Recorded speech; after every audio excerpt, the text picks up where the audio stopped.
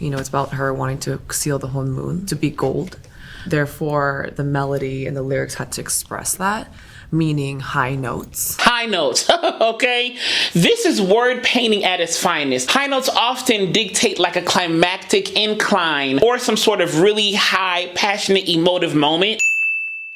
What's going on, y'all? What's going on? I am glad to be back up on here recording an analysis. Well, kind of an analysis. I'm kind of going to do some commentary on a video that I saw that I really was intrigued by. I've done a few of these commentary videos over the last few years. I want to continue to do more of these because I like talking about the creative process behind some of these artists and what they do and who they are. And like talking about my interpretation from a voice perspective on what they were talking about in the particular video. So today we're going to talk about K-Pop Demon Hunters with Ejae and Mark. They wrote the song Golden. And I just want to take what they did and kind of expand upon it from a voice teacher, singing perspective in terms of what they talked about, how they wrote the song, how the song was structured, how she sings, how they sing the song, all the things. So with that being said, I'm not going to play the entire interview like all the way through and just kind of sit and watch it and talk about it. I'm going to take clips that stuck out from a vocal perspective and talk about those moments, okay? So let's get into it, y'all. The way that a lot of the songwriting would happen is so you have Maggie and Chris, who are the co-directors. They're telling their story. When you're working on a movie, that's where so much of the songwriting for a musical movie starts. And so they knew that they wanted this song in this slot. I mean, there were some great songs written, but like both in terms of the songwriting and in terms of what they wanted from that moment, they hadn't quite figured out. And as that came together, that's kind of where it was like, okay, great, we think we have an idea, and let's have, we'd already done How It's Done and Your Idol, the two of us and Black Label. And the mantra. And the mantra, yeah. Golden was the last one. The last one that we did. It's interesting that Golden was the last song of the songwriting process and how they put all the music together. Of all songs to be last, Golden. And even this clip just shows us how intentional songwriting really is and how intentional they had to be to write all the music, including Golden. You know what I'm saying? This just shows us the intentionality that art really takes to create. It's not just getting up there and throwing something together, hoping for the best. There's intentionality. There's thought into it. And this song taps into the emotive intentions of the characters in the movie. So you have to consider all these building blocks to create this puzzle that will then be created into a song, if that makes sense. The creative process is just amazing. And even from a vocal perspective, how they orchestrate the vocal lines and things. We're gonna get into it in about 5 seconds, but even that kind of stuff is just so intentional and well thought out. They also kind of gave us a guideline of what they wanted. For example, like it's about, the word gold should be in it somewhere. You know, it's about her wanting to seal the whole moon to be gold. Therefore, the melody and the lyrics had to express that, meaning high notes. Yeah.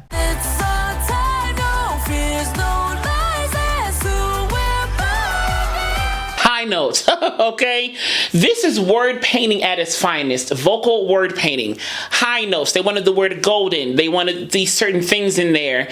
And the song is about like determination and hope in a way, you know? High notes often dictate like a climactic incline or some sort of really high, passionate, emotive moment. That's why people use high notes when they sing in church or they sing certain songs. High belting notes usually signify an emotional, climactic moment in music in some way, shape, or form. Especially in the context of a vocal line, you know, you really hear high notes on powerful stuff for the most part. When you hear high belting notes, you think power, you think passion, high intensity, you know, something like that. And this song is kind of like about determination and hope in a way. So with that determination, that's kind of a high note. With hope, you can put high notes in hope because hope is like an incline. You know, determination is an incline. I'm reaching up. So like high notes can represent the reaching up of determination. You see what I'm saying? So how they infuse that aspect of word painting with high notes and the word golden as like a reachable goal in terms of the song and in terms of the goal of the songwriting or the orchestration,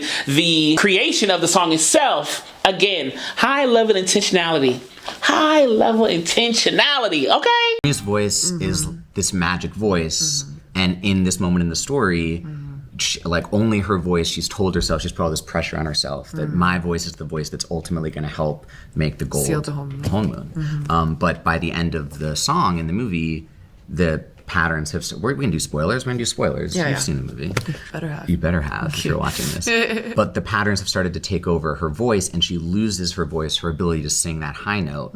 And that's when she's like, how am I supposed to seal the whole moon if I don't even have my voice? So it was like intentional. I'm having it so high.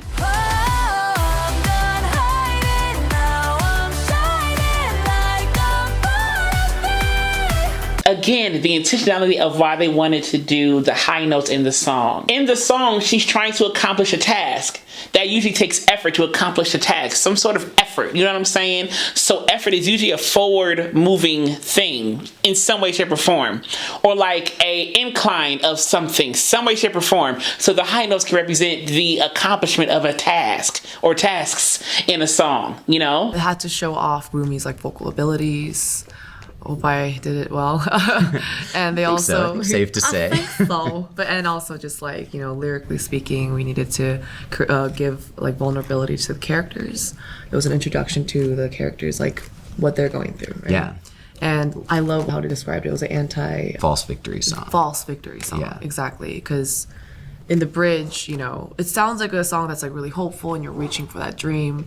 But in the bridge, it kind of breaks down to Rumi's vulnerability. Waited so long to break these walls down, to wake up and feel like me. Put these patterns all in the past now, and finally live like the girl they all see. Did you hear what she said? They had to show off different emotive intentions with the voice. They had to show off different emotions from the characters within the song in the voice. So that was an aspect to consider in the creation of the song as well. And first of all, girl, the high note was fine. You did great with the high note. Let me just say that. But did you hear the texture in the clip that she played? Her vocal texture was kind of dark. So it's almost like a lowered larynx a little bit, kind of more like rounder shapes in the mouth, more warmer shapes in the mouth, breathiness for sure, and some slides. You know, that shows vulnerability. It's kind of like a bare vocal texture. You know, there's not a lot of things going on. It's kind of just kind of a bare emotional moment, you know, where you kind of rip yourself open emotively, where you're kind of more breathy and softer and more introspective. Oh, da da da da da da da. You see what I'm saying? I got the words and melody all wrong, but I'm trying to show you how introspective that vocal texture can be. That's intentional. Songwriting is not just about putting words and music on something. It's about how I can convey the intention of the emotion or the context, the point of the song. And that's how they did it in vocal texture. They had to show different emotive levels, if you will, in the vocal texture and in the vocal delivery. And so she brought that out by using breathiness, vocal throws, vocal fry, vocal slack, creaky door sounds. So everything kind of had a darker, warmer, undertone, kind of like that. Instead of, you know, it's, softer, rounder, warmer. With all of our songs, how it starts is like, you know, they have to approve the instrumental, the track first. So in this case, for us with Golden, you know, it was Black Label, you know, Teddy 24 and Ito who created the track, and with us, it was a collaboration of us. Yeah, Black Label basically produces the music and the instrumental. The instrumental that Maggie and Chris is looking for in that scene. Yeah. Well, and actually with this, it even started with the BPM. It was like, okay, great. This is the energy.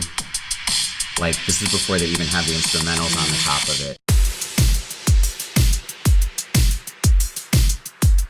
I just thought it was interesting how they talked about the energy of the instrumental, the energy of the beat under the song, because that stuff matters. How fast or slow a song is really matters. And it really deals with breath control, breath management, how you say your words, you know, how quick or slow you say your words. All those things tie into the BPM, the beat, the speed of the song, the energy of the song, or the energy of the beat itself. Like, for instance, if the song was faster, she would probably breathe in different spots.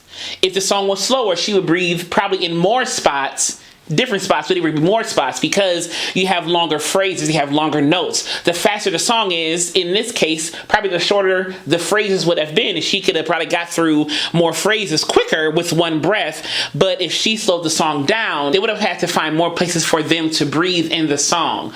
But not only that, the energy of the beat mattered because they wanted to keep the beat going. This beat kind of gives like a forward drive, like a forward movement, like it's going somewhere. but it feels like even that already feels like a different song. You know what I'm saying? So the speed of a song helps dictate breath management, breath control, breath placement, you know, how you sing phrases, how long you sing phrases, how you articulate phrases, how you articulate words. The speed of the song directly dictates or at least influences those very things. So the BPM, which is, by the way, beats per minute, that stuff matters. The BPM matters in songwriting, in singing. The BPM matters. But even emotively, and I am not a songwriter, I'm just talking from a vocal teacher, a voice teacher, a singer's perspective on how the song was formulated, thinking about the voice. But in thinking about that, the energy, the feel of the BPM, the speed of the song, it influences how people feel the song as well. Like I said, that forward movement, that forward movement of the speed of the BPM where it is now, where the song is now, it kind of gives that movement of like something's happening, something's happening, something. So we experience this song like, it's coming, it's coming, it's going, it's going. If it was slower, we may not experience that. If it's faster, we may be like, oh, it's too much, you know, or whatever, you know. So the BPM really, really, really matters in formulating a song with intentionality. I got this track in the car on my way to the dentist. And you know, sometimes I just open a track and, you know, feel it out. But this track, so beautiful. Instantly, I felt inspiration. And that doesn't happen that often. But this one, I definitely felt it. And the melody came very quickly. Once I got a melody in my head, had to put it down. A famous tool for songwriters, voice memo. Yeah. And I have the voice memo I recorded immediately when I had heard it. And so this is, should I show you the voice memo? Yeah. Yeah. I did that voice memo. Because you're listening to the track, you're kind of like vocalizing over it, and then you Exactly. I mean, Ejae's melodies are insane. Thank you.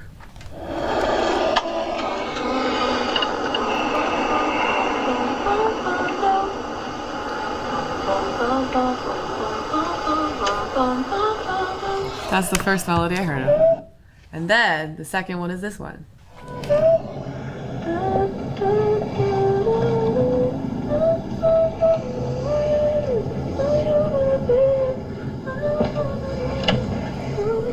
It's so crazy how something like this can be birthed out of a voice memo, you know, out of just an idea. You know, on the way to the dentist, you talk about, oh yeah, I wrote this melody down, and now look at the melody. Look where it has taken her and taken this song, taken all of them, you know? You just never know what that voice memo could do. I've recorded several voice memos, you know, over the years, a lot of voice memos of different songs that I thought of, different ideas that I do.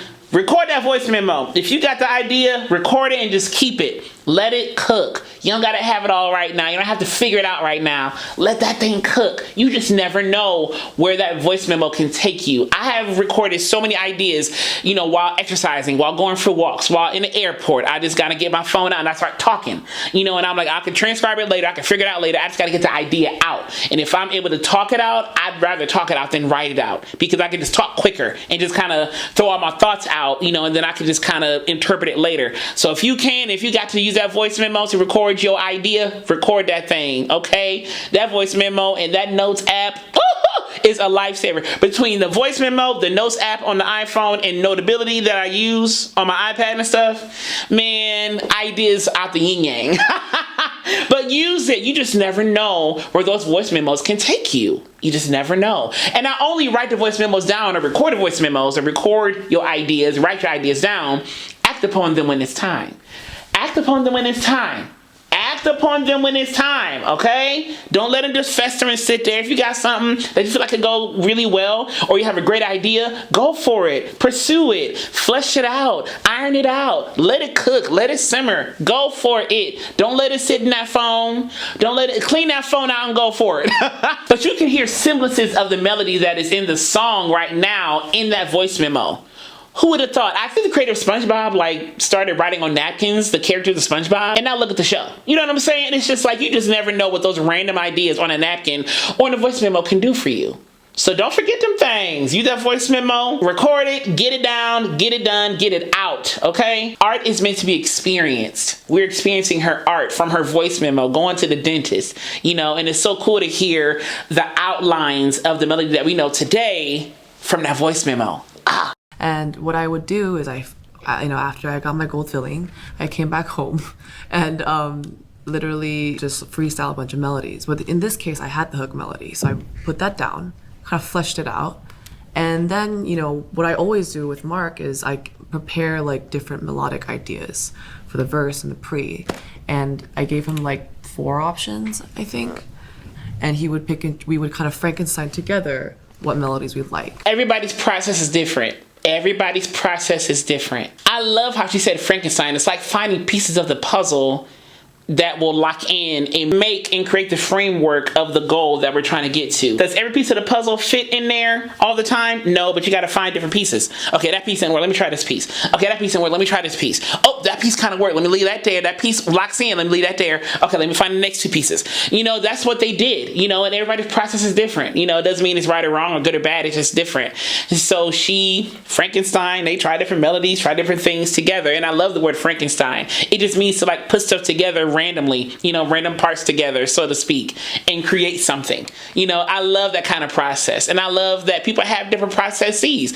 Some people can record a song and write a song in 5 minutes. You know, some people it takes them years. Some people it takes them a couple days. Everybody has a different process. How to record songs, how to record melodies and harmony and things like that. Everybody has a different process. It isn't right or wrong. It isn't cheating. It isn't I'm too good, I'm too bad. It's just a different process. And I love hearing her own process in all of this. And yeah, and in this case, what was great about this was like, you know, I had the right? He had this idea of saying, wait, EJ, I have this idea lyric, because he puts a bunch of lyrical ideas. Yeah, while EJ's like listening to the track and melodine, what's the top lining? Right. I'm like trying to just knowing that none of the lines are literally gonna make it in, but like I'm sort of just like brainstorming. And again, I kind of knowing, all right, we got to do Rumi, we got to do Mira and Zoe. But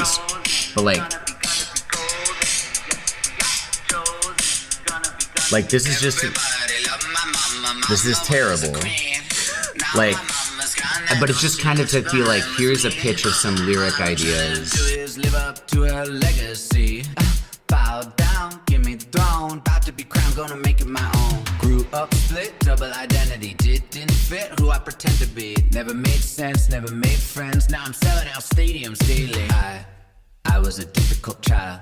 Now I'm getting paid to get wild. Told me to shut up. So like, there's some ideas that ultimately make it into the song. You can hear the semblance of the rhythm of the word pacing, even in his scratch lyrics, if you will. You know, you can hear structures of what became the actual song. You know, even the vocal inflection.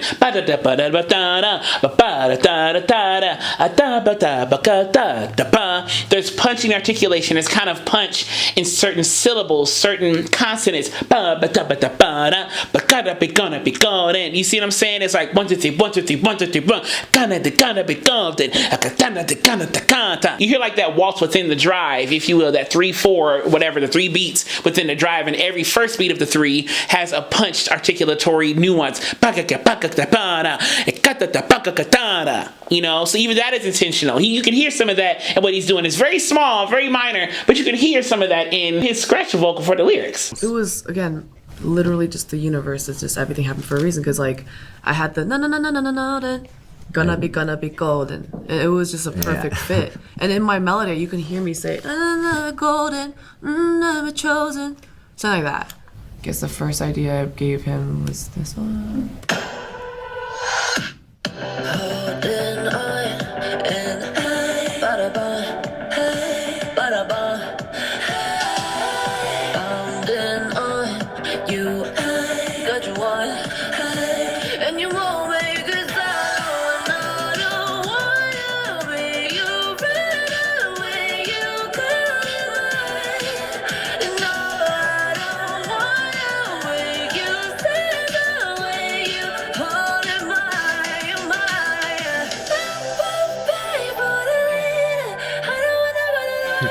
It's like shifted. It's cool.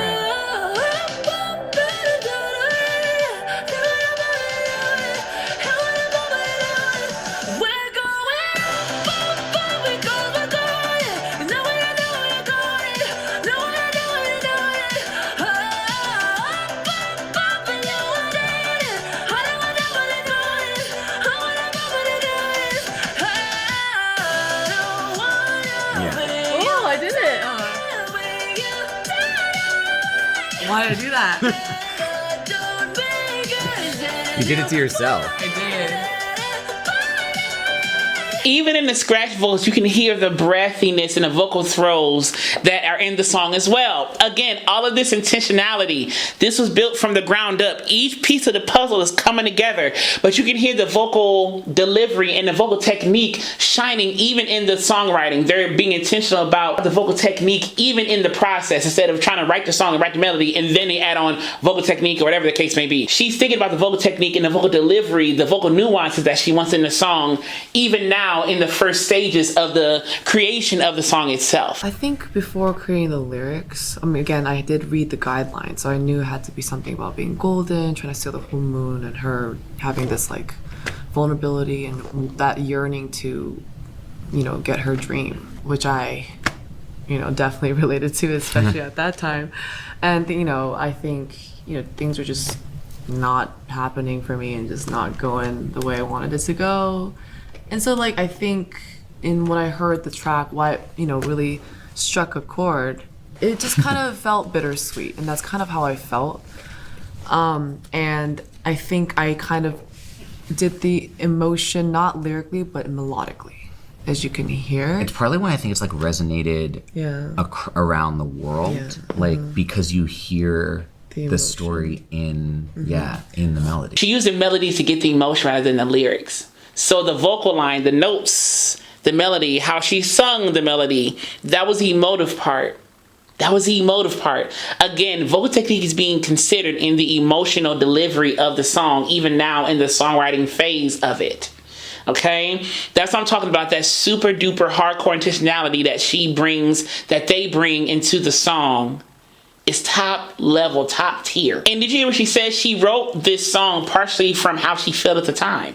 So the song is coming from a real place. The emotion behind the song is coming from a real place. I can bet you that a lot of songs that we love are written out of the situations themselves that people experience. You know, they experience these situations, they express these emotions from the situations and how they write or what they write. And we feel what they're feeling. We feel what they're singing about. And so they were like, oh, we connect to it. We connect to it. It's that humanity, that raw, authentic connection that we have to music. And so she wrote from a place that was real to her. And also, we had a pop approach to this, a pop hit formula approach that I learned from Max Martin. Sorry, sorry in his interviews. I love him so much.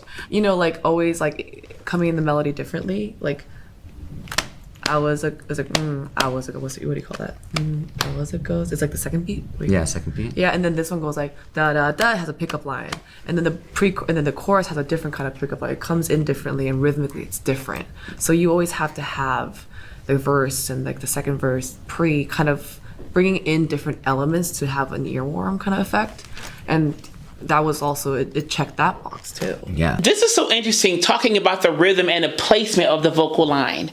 You know, talking about this on the second beat, not on the first beat. And I think the second beat can kind of give a more forward movement, kind of like what I was talking about with the rhythm and the BPM.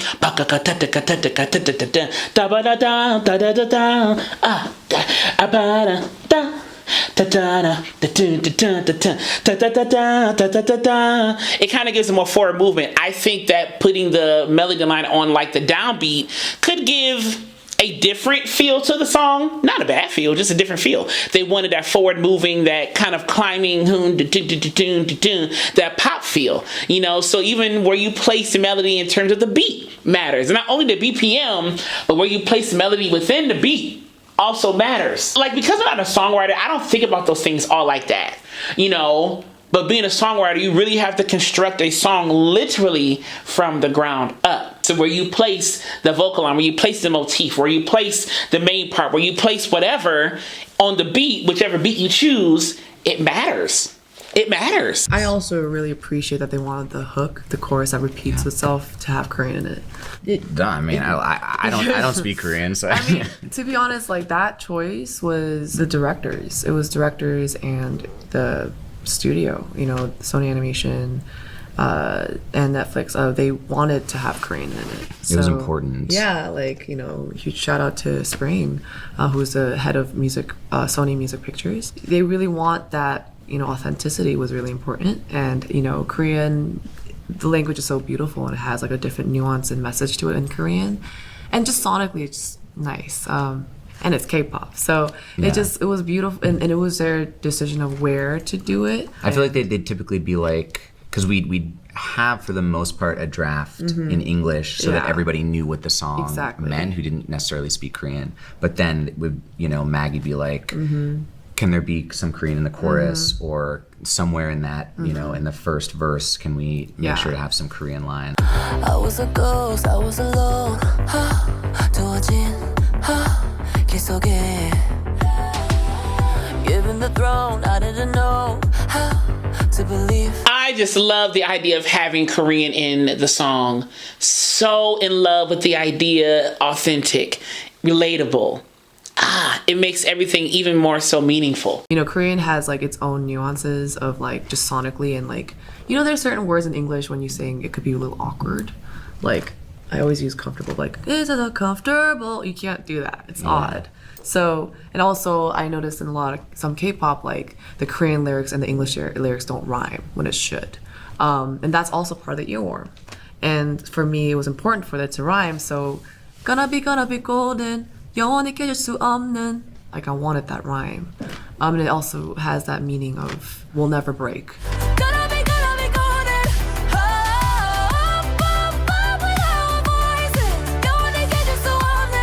So yeah, that was kind of the Korean lyrics coming in. It was always amazing getting, with Golden in particular, I think, but like getting those translations back or just like hearing what you did, because you do have to find the sound that is right. And as someone who doesn't speak Korean, to hear it just fit obviously fit naturally on the music, but also mean the same thing that we had been working on and rhyme. Yeah. It's like that's why it was important. At four least things at once. Being bilingual was so helpful, and also because I was a singer and I'm Korean American and I'm gonna be singing these songs, it had to be comfortable for me. I just love how she talked about the nuances of Korean and the English language, and how both languages have these nuances that make the language what it is, especially in a sung environment or while singing.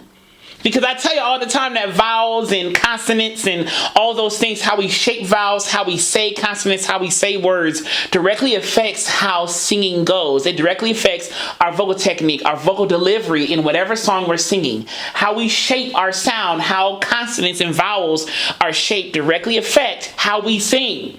She hit the nail on the head. And she used the word uncomfortable because of that R of uncomfortable. And kind of singing that R is kind of weird. Most people don't sing R's like that. Now I know like one person who I love when she sings R's is Twinkie Clark, okay? She can sing an R like nobody's business, okay? And make it sound good.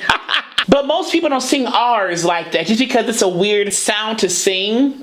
For some reason our ears just kind of like, comfortable, To either modify the sound, take it out, or just kind of really change it, or change the pacing of the vocal line to make the R not as, as heard, so it's not as weird as she said or odd, Additionally, making the nuances in Korean and English rhyme within the song, high level intentionality, because again, the structure of Korean is different than the structure of English. So to make these things rhyme and to make them make grammatical sense in the context of the song, intentional. You have to really think about how you can make both things work within this little confine of a song. Like I was blown away when she said that. I was like, wow. Having to think about two different languages and figuring out how to say the same thing in both to make it make sense in the translations of either one to make it make sense. If that makes sense. Sense. But still, like, what? That's amazing. And that last line, she said, because I'll be singing these songs, I have to make sure they were comfortable for me, that they work for me. Because she can make the nuances of English and Korean work because she's bilingual. So she knows how to sing and or say both languages, so she can make the nuances work in her voice no matter what. Because sung Korean, I'm sure there are nuances there. I am not a Korean speaker at all, but I know there are nuances there that aren't in English and vice versa. So having to make both languages work in one song as a singer, her being bilingual helps a ton, but she's also a smart and intentional singer to where she can do both because she understands the structure, the grammatical structure, the syntax of both languages, and she can make it work no matter what the language is. Because these structures in the language have to be singable. That's the thing people have to understand. You have to be able to sing this stuff. It's not just one of saying it and like, oh yeah, that's cute. No. You have to be able to sing this. That's why she said, I got to make this stuff work for me. Because she has to sing this stuff over and over and over again. So it has to work in some way, shape, or form, grammatically, musically, all the things to make it make sense up in here. I think part of the reason it broke through in the way it did certainly is because the movie is what it is, but also because the message in the music is optimism and hope and this idea of coming into yourself. And even though, talking to Ejae about her experience as we were writing and with so much overlap with Rumi was so integral to like writing the songs, but it was also universal to me too, and in different ways, things I've hidden and the things that I've dreamed of that haven't happened, and just knowing that way in is something that you're always looking for when you're songwriting, and that's part of just it comes from Maggie and Chris in the beginning too, and the story that they want to tell. Connecting to the story of the song, the context of the song, it matters so much when you're singing, when you're writing a song, all the things. I tell my musical theater students and my private clients, I tell people all the time when they're singing to know what you're singing about. Sometimes I ask people, give me 3 emotive descriptions from what you're singing about. Like, what do you feel? Or give me the plot of the song. Give me the context of the song. What is the perspective at which you're singing the song from? You know what I'm saying? That is important to know so you can deliver with intention and emotion. So you know what you're singing about. You know what you're writing about when you write the song. It is so important to know what you're singing about so that you can convey it accurately to the audience you're trying to reach. If you can't convey it to the audience you're trying to reach, why are you singing it? And sometimes you gotta act. Look, sometimes you may not connect to the song like that, but you gotta act. You better put on them acting chops and theater chops and go for it, okay? But for real, you got to know what you're singing about. You have to believe what you're singing about, or internalize at least and understand more than anything what you're singing about, so then people can connect to what you're doing, what you're writing about, all the things. For me, it's okay. K-pop idol training was a whole thing. My dream was always to become a singer, and I had to kind of, I did intentionally choose not to be an artist. I kind of let that go, and because songwriting kind of fit my personality more, and songwriting really truly did save me during a dark time. It was like therapy for me. So this song, when I wrote it, the melody and all was kind of very therapeutic for me. Like seriously, songwriting, this industry is really hard. Things sometimes just never happen. It takes sometimes a long time, and I've been rejected so many times. So it's just, one thing I've always oof, gosh. Oh, God. Sorry. Regretted when I, came out of SM was I couldn't let, little Ejae's dream come true. And I felt so bad because she worked so hard. And I did feel like a disappointment.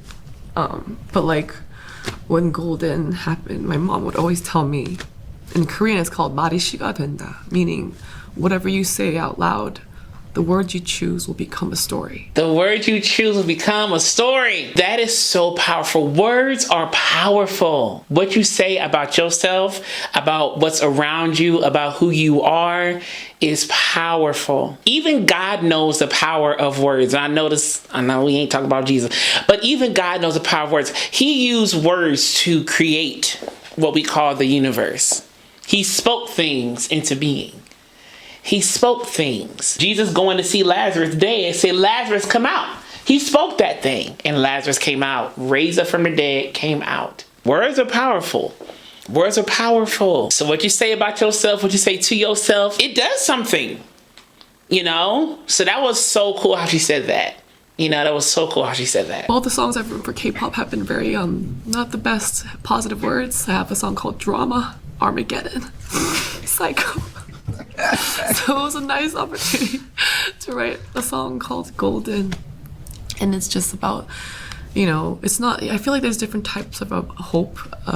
There's a hope where I can do it and you're being badass. But this one, I think, for me, at least in the instrumentals, it was a bittersweet kind of hope. You feel like giving up every day, but there's this little part in you that keep saying you can do it. Just keep holding on. Faith the size of a mustard seed. You know how small a mustard seed is? It's small. But with that faith, you can move mountains. That's what the word says. By that faith, that little tiny mustard seed, you can move mountains. You know, and Golden in her way was kind of exemplifying that faith, that hope. You know, faith is the substance of things hoped for and the evidence of things not seen. I may not know or I may not have experienced what I'm looking for yet, but I know it's going to happen. Even if that little small voice is saying, keep going, keep going, keep going. Don't give up yet. Don't give up yet. And sometimes it is hard to listen to that inner voice. It is hard to listen to it. It is hard to listen to that inner voice. But listen to it. Listen to it. Maybe still and small. Listen to it. Keep going. Don't give up. You see what happened when she kept going. Now she got one of the biggest songs in the world, you know, at her fingertips that she done wrote from a voice memo. And I think, like, oh God. So yeah, this song really did help me go through a hard time, which is why when I sing it, it was like, I did cry. And the fact that this is helping everyone else too, and not just like, you know, having fun. This helped so many people go through a hard time. Your testimony, what she's sharing in the song, is helping people get through a hard time. That's why it's so important to write and sing from a real place. Because when you do that, this is what happens. These songs, these words, these melodies connect to people in ways that you cannot even imagine. That's simple. Sharing your story can help somebody else. She shared her heart in this song, in these songs, in this song, and look what it has done. Look what it has done. Someone sent me a post of a person in their last moment. They chose to have Golden be sung to them, a nurse. And the nurse changed the lyrics. And to be the last song they hear before they pass. It's the greatest honor. I thinking, just watching you record like in your bedroom. It's hard not to cry. 2 years ago. I mean, you know what overwhelmed. Overwhelmed. Yeah, I'm just so overwhelmed and proud and grateful to everybody. I'm so grateful to you as well because we worked really hard. In a nutshell. I'm just like, how lucky. You just never, you get so many phone calls to work on different things, and you're just like, oh, I don't, and like from the first couple times that we were locked in. It's amazing, and I'm so moved and proud of you. I mean, I just like, and there's and we friendship too. You know, it means a lot. Thank you so much, Mom. Appreciate you. It's just overwhelming. Oh, sorry. Yeah, it cannot not be emotional, guys. Stop there. Yeah. Let's do Telsey. Oh my God. This is crazy. It's So crazy. much. It's amazing. It's amazing. Thank you. You're just changing the world. That's all. I hope you enjoyed watching this as much as I enjoyed, you know, talking about it, expounding upon it with you guys. And as I will forever say to you, be vocally bold, creative, and aware, but most of all, be vocally you. I love you so, so, so much. I see you soon.